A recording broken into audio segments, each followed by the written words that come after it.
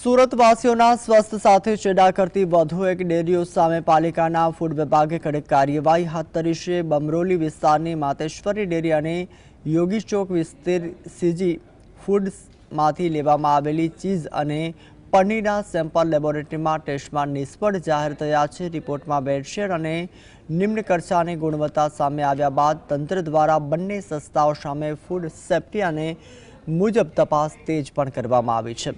પાલિકાના અધિકારીઓના જણાવ્યા અનુસાર લોકોના આરોગ્યને જોખમમાં મૂકનાર આ સંચાલકો સામે માત્ર દંડ જ નહીં પરંતુ જરૂર પડશે તો પોલીસ ફરિયાદ પણ દાખલ કરવામાં આવશે।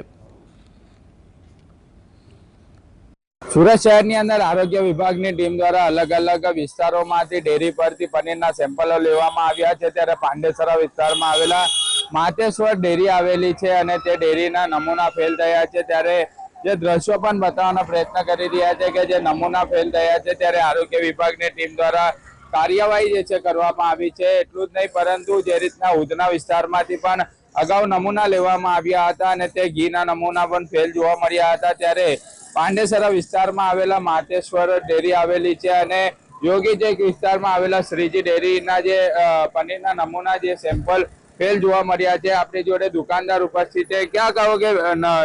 पनीर का कुछ सैंपल लिया था? सैंपल का पनीर लिया मैं गांव में था, उस टाइम की बात है, मैं इधर नहीं था।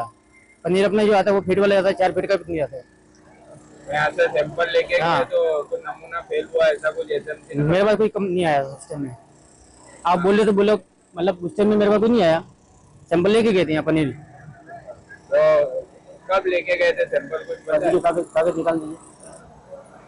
बिल्कुल जे रीतना दुकानदार गाम गयो હતો તેવી વાત જે છે કરવામાં આવી રહી છે। દુકાનદારને પણ નથી ખબર કે સેમ્પલ ક્યારે લીધા હતા અને હાલ અત્યારે રિપોર્ટ આવ્યો છે, નમૂના ફેલ જોવા મળી રહ્યા છે અને હાલ અત્યારે આરોગ્ય વિભાગની ટીમ દ્વારા કાર્યવાહી અલગ અલગ વિસ્તારોમાં કરવામાં આવી રહી છે। પરંતુ દુકાનદારો જે રીતના નમૂના ફેલ જોવા મળી રહ્યા છે ત્યારે આવનારા સમય દરમિયાન કઈ રીતની કડક કાર્યવાહી કરવામાં આવશે તે જોવાનું રહેશે। સાહિત્ય જગતાપ, જીએસટીવી સુરત।